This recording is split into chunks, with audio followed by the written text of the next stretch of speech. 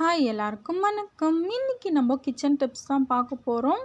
நம்ம பூண்டு இஞ்சியை வந்து எப்படி க்ளீன் பண்ணுறது, கொஞ்சம் டிப்ஸு, அதுக்கப்புறம் இஞ்சி பூண்டு பேஸ்ட்டை வந்து எப்படி ஃப்ரெஷ்ஷாக அரைச்சி ஸ்டோர் பண்ணி வைக்க போகிறதுன்னு தான் இந்த வீடியோவில் பார்க்க போகிறோம். என்ன பண்ணலான்னு பார்க்கலாம் வாங்க.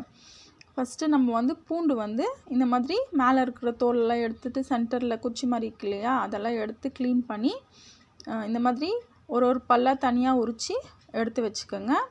இப்போ வந்து இந்த இஞ்சி பூண்டு பேஸ்ட்டு வந்து நம்ம எவ்வளோ நாள் வேணாலும் ஸ்டோர் பண்ணி வச்சுக்கலாம். அந்த மாதிரியான ஒரு டிப்ஸ் தான் இந்த வீடியோவில் இருக்குது.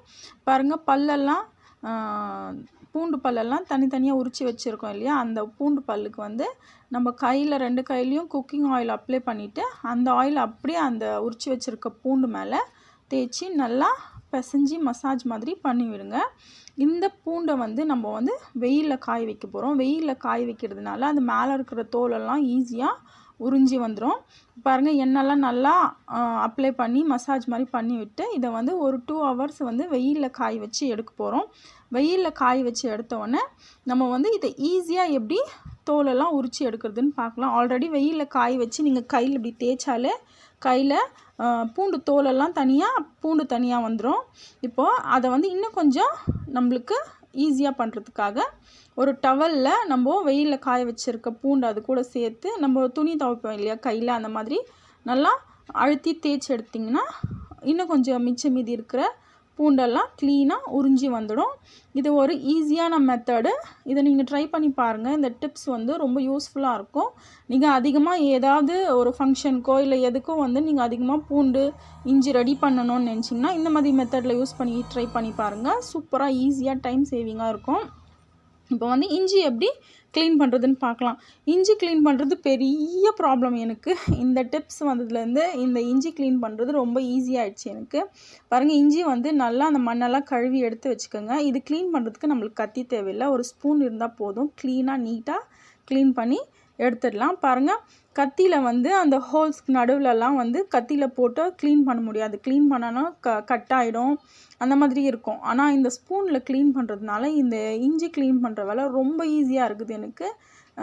நான் வந்து இஞ்சி க்ளீன் பண்ணணுன்னா மேலே அங்கே சைடில் இருக்குது பார்த்தீங்களா குட்டி குட்டியாக, அதெல்லாம் கட் பண்ணி நான் தூர போட்டு வெறும் இஞ்சி சென்டரில் இருக்கிற இஞ்சி மட்டும் க்ளீன் பண்ணி யூஸ் பண்ணிப்பேன். ஆனால் இந்த டிப்ஸ் வந்து எனக்கு தெரிஞ்சதுலேருந்து நான் இந்த மாதிரி மெத்தடில் க்ளீன் பண்ணுறதுலேருந்து ஒரு சின்ன பீஸ் இஞ்சி கூட வேஸ்ட் ஆகாமல் எல்லாமே க்ளீனாக க்ளீன் பண்ணி எடுத்து வாஷ் பண்ணி யூஸ் பண்ணுறேன். இந்த டிப்ஸ் ரொம்ப யூஸ்ஃபுல்லாக இருக்குது. உங்களுக்கும் இந்த டிப்ஸ் யூஸ்ஃபுல்லாக இருந்தால் இந்த டிப்ஸ் யூஸாக இருக்குதுன்னு ஒரு கமெண்ட் பண்ணுங்கள்.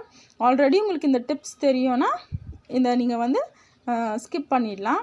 பாருங்கள், இந்த இஞ்சி வந்து க்ளீனாக க்ளீன் பண்ணி எடுத்துட்டா ஒரு சின்ன பீஸ் கூட வந்து வேஸ்ட் ஆகலை. பாருங்கள், அந்த ஹோல்ஸில் கூட எவ்வளோ க்ளீன் ஆகுது பார்த்தீங்களா. இந்த மண் அந்த ஹோல்ஸில் வந்து குட்டி குட்டியாக இருக்கிற தோல் எல்லாமே க்ளீனாக வந்து க்ளீன் ஆகிடும். இந்த மெத்தடில் நீங்கள் வந்து இஞ்சியை வந்து க்ளீன் பண்ணி எடுத்து இஞ்சி பூண்டு பேஸ்ட்டு பண்ணி வச்சுக்கலாம். இல்லை உங்களுக்கு இஞ்சி வந்து தனியாக வேணும்னா கூட இந்த மாதிரி மெத்தடில் க்ளீன் பண்ணிங்கன்னா சூப்பராக க்ளீன் ஆகிடும்.